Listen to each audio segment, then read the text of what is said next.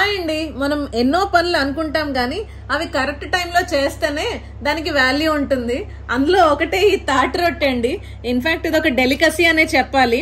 Yearly వన్సే మనకి seasonal గా ఈ తాటి రొట్టె అయితే దొరుకుతుందండి. అంటే తాటికాయలు మనకి దొరుకుతాయి కదా, మళ్ళీ అది మిస్ అయితే మళ్ళీ ఇయర్ వరకు మనం వెయిట్ చేయాలి.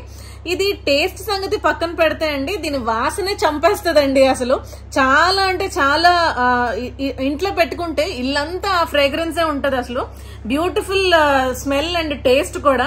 మేమైతే ఎవ్రీ ఇయర్ ట్రై చేస్తామండి తప్పకుండా చేసుకొని తినడానికి. ఇవి ట్రెడిషనల్ ఫుడ్స్, అలాగే అమ్మమ్మలు నానమ్మలు నేర్పించినవి కదా, మేమైతే మిస్ కామండి. మీరు కూడా చాలా మంది ట్రై చేసే ఉంటారు.